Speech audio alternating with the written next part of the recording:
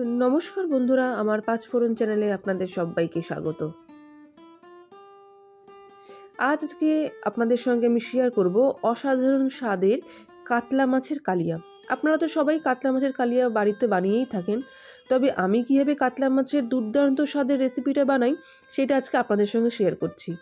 পুরো ভিডিওটা স্কিপ না করে দেখুন, চটজলদিও রান্না করে নেওয়া যায় এবং ছোট বড় সবারই খুবই ভালো লাগবে।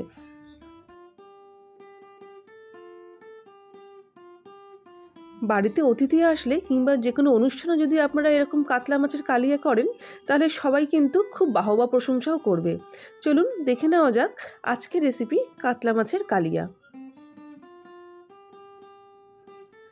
প্রথমে আমি কিছু মশলা নিয়ে নিয়েছি আমি রসুন 10-12 কোয়া, আদা নিয়েছি 7-8 টুকরো, পেঁয়াজ নিয়েছি দুটো পেঁয়াজ ঝিরিঝিরি করে কুচিয়ে নিয়েছি, আর একটা বড় পেঁয়াজ ডুমু ডুমু করে কেটে নিয়েছি বাটার জন্য, দুটো টমেটো নিয়েছি।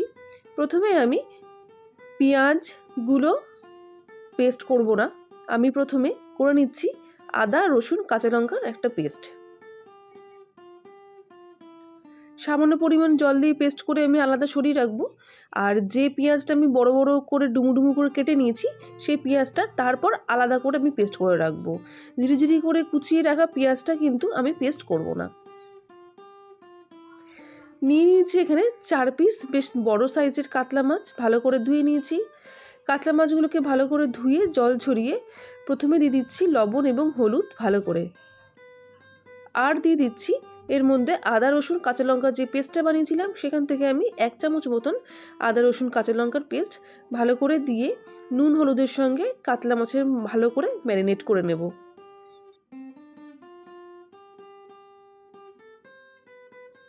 সবকটা মশলা দিয়ে ভালো করে ম্যারিনেট করে নেওয়ার পর কিছুটা পরিমাণ সর্ষের তেল দিয়ে দেবো, মোটামুটি 1 টেবিল স্পুন মতন সর্ষের তেল দিয়ে ভালো করে 4টে মাছই মাখিয়ে মোটামুটি 15 থেকে 20 মিনিট আলাদা সরিয়ে আমি রেখে দিচ্ছি।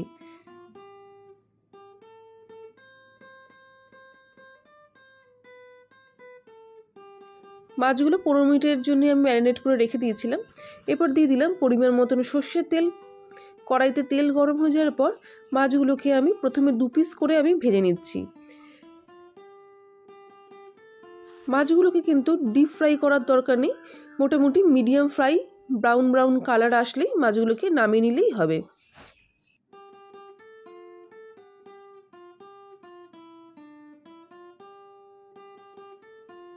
দেখতেই পাচ্ছেন খুব সুন্দর ব্রাউন কালার এসছে, গন্ধও খুব সুন্দর বেরিয়েছে। প্রথমে 2 পিস মাছ আমি ভেজে নিয়েছিলাম, 2 পিস মাছ আমি নামিয়ে নিলাম। এরপর বাকি যে 2 পিস আছে সেই মাছ দুটো আমি একইভাবে ভেজে নেব। বন্ধুরা, আমার রেসিপি তোমাদের কেমন লাগছে অবশ্যই জানিও, কমেন্টে জানিও। আমার কাতলা মাছের কালিয়া রেসিপি তোমাদের কেমন লাগছে এবং বাড়িতে যদি বানাও খেয়ে কিন্তু জানিও কেমন লাগলো। 4টে মাছই ভাজা হয়ে গেছে, মাছগুলোকে আমি তুলে নিলাম। বাকি যে অবশিষ্ট তেল রইল ওর মধ্যে আমি দিয়ে দিচ্ছি একটা গোটা শুকনো লঙ্কা ফোড়ন, একটা গোটা তেজপাতা ফোড়ন, দিয়ে দিলাম একটা এলাচ ফোড়ন, আর দিয়ে দিলাম 2-3 টুকরো ছোট ছোট দারুচিনি ফোড়ন।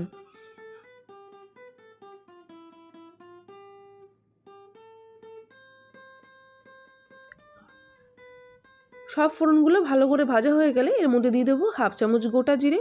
গোটা জিরেটা বেশ ভালো করে ভাজা হয়ে গেলে আগে থেকে যে পেঁয়াজ কুচনোটা ছিল সেই পেঁয়াজ কুচনোটা হাই ফ্লেমে বেশ ভালো করে ব্রাউন করে ভেজে নিতে হবে।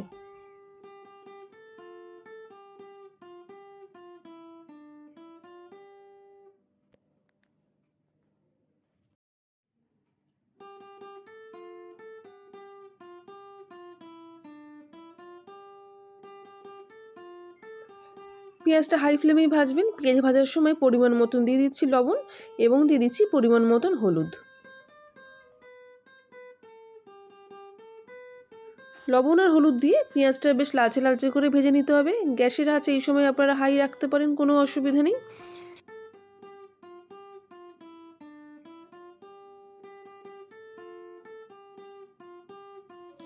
পেঁয়াজটা যখন সুন্দর কালার এসে গেছে সেই সময় আমি আগে থেকে যে পেঁয়াজটা বেটে রেখেছিলাম, মানে ডুমু ডুমু করে যে পেঁয়াজ আলাদা করে সরিয়ে রেখে বেটে রেখেছিলাম, সেই পেঁয়াজ বাটাটা আমি এর মধ্যে দিয়ে ভালো করে ভেজে নিচ্ছি।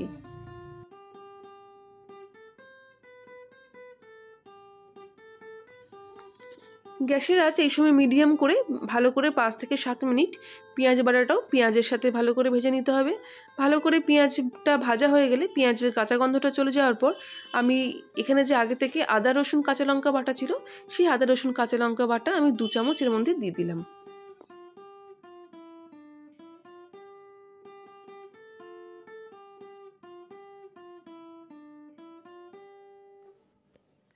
মিডিয়াম আছে আদা রসুন পেঁয়াজ কাঁচা লঙ্কা বাটাটাও ভালো করে ভেজে নিতে হবে। যখন সাইড থেকে তেলটা ছাড়বে এবং আদার কাঁচা গন্ধটা চলে যাবে, ঠিক সেই সময় আগে থেকে যে আমি টমেটো কুচিগুলো করে রেখেছিলাম, সেই টমেটো কুচিগুলো দিতে হবে। আপনারা ইচ্ছে করলে টমেটোটাও আলাদা করে পেস্ট করে রাখতে পারেন, আপনারা টমেটো পেস্টও ইউজ করতে পারেন, তবে আমি এখানে টমেটো কুচোনোটাই ইউজ করলাম। টমেটোটাও ভালো করে ভেজে নিতে হবে। টমেটোটা ভালো করে ভাজা হয়ে গেলে এবং সাইড দিয়ে তেল ছাড়তে লাগলে ঠিক সেই সময় দিয়ে দিচ্ছি পরিমাণ মতন ঝাল লঙ্কার গুঁড়ো। ঝাল যতটা আপনারা খাবেন ঠিক ততটা অনুযায়ী দেবেন, যেহেতু এখানে কাঁচা লঙ্কা পেস্টও ইউজ হয়েছে। দিয়ে দিলাম পরিমাণ মতন হলুদ, 1 চামচ কাশ্মীরি লঙ্কার গুঁড়ো, 1 চামচ মতন জিরে গুঁড়ো। টেস্টের ব্যালেন্স করার জন্য, যেহেতু টমেটো ইউজ করা হয়েছে, সেই জন্য দিয়ে দিলাম 1/2 চামচেরও কম চিনি এবং স্বাদ অনুযায়ী লবণ। সবকটা মশলা দিয়ে মিডিয়াম টু লো আছে খুব ভালো করে কষাতে হবে, মোটামুটি 5 থেকে 7 মিনিট।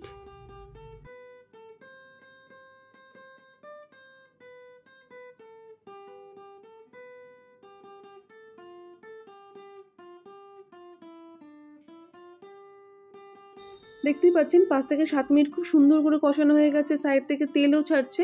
খুব ধৈর্য সহকারে কষাতে হবে। এরপর আমি দিয়ে দিচ্ছি এখানে 100 গ্রাম মতন টক দই। 100 গ্রাম টক দই ভালো করে আগে থেকে ফেটিয়ে রাখা ছিল, সেই 100 গ্রাম টক দই আমি মশলাটার মধ্যে দিয়ে দিচ্ছি।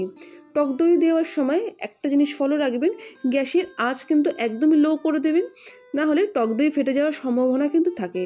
তাই গ্যাসের আঁচ একদম লো করে টক দইটা মশলার মধ্যে দিয়ে ভালো করে কষাতে হবে। দেখতে পাচ্ছেন ভালো করে কষাতে কষাতে কি সুন্দর কালার এসছে এবং সাইড দিয়ে খানিকটা তেলও ছেড়ে গেছে। ঠিক এই সময় আগে থেকে আমি খানিকটা গরম জল করে রেখেছিলাম। অল্প পরিমাণে আপনাদের যতটা গ্রেভি রাখবেন ঠিক তেমন অনুযায়ী আপনারা জল দিয়ে দেবেন। আমি এখানে 1 কাপ মতন জল ইউজ করেছি, এর বেশি জলের প্রয়োজন নেই, যেহেতু একটু ঝোল হবে না, গ্রেভি হবে তাই।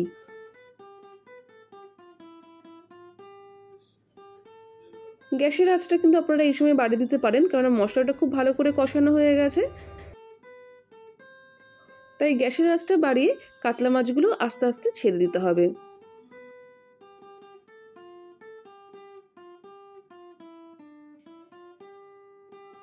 কাতলা মাছগুলো দিয়ে বেশিক্ষণ ফোটানোর দরকার নেই, যতটা গ্রেভি রাখবেন ততটা গ্রেভি রাখা অবস্থায় ফুটিয়ে নেবেন। মোটামুটি 5 থেকে 7 মিনিট ফুটিয়ে নিলেই যথেষ্ট। ভালো করে গ্রেভিটা ফুটে উঠলে আমি আগে থেকে 2টো কাঁচা লঙ্কা চিড়ে রেখেছিলাম, সেই চেরা কাঁচা লঙ্কাগুলো দিয়ে দিলাম। শেষের দিকে যদি চেরা কাঁচা লঙ্কা এরমভাবে দেওয়া যায়, তাহলে কাঁচা লঙ্কার যে একটা সুন্দর গন্ধ থাকে সেটা কিন্তু রান্নার মধ্যে ফুটে ওঠে এবং গরম গরম সেটা খেতেও খুব ভালো লাগে। তাই শেষের দিকে আমি 2টো কাঁচা লঙ্কা আমি চিড়ে দিলাম। ইচ্ছে করলে আপনারা কাঁচা লঙ্কা স্কিপও করতে পারেন।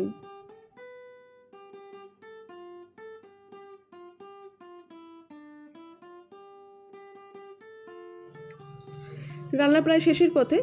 রান্নাটা হওয়ার আগে আমি এখানে দিয়ে দিচ্ছি 1/2 চামচ মতন গরম মশলার গুঁড়ো। গরম মশলার গুঁড়ো দিলে এই রান্নার টেস্ট আরও বাড়ে। আর দিয়ে দিচ্ছি 1/2 চামচ মতন ঘি। ঘিটা দেওয়ার পর আর কোনো ফোটানোর দরকার নেই, একদম গরম গরম ভাতের সাথে দুপুরবেলা সার্ভ করুন, খেতে কিন্তু অসাধারণ লাগে। আমার কাতলা মাছের কালিয়া তোমাদের কেমন লাগলো অবশ্যই জানিও। আমি এরকমই ঘরোয়া পদ্ধতিতে রান্না করা বিভিন্ন রেসিপি আমি আমার চ্যানেলে তুলে ধরি, তোমাদের চটজলদি রান্না হয়ে যায়। সেই কারণেই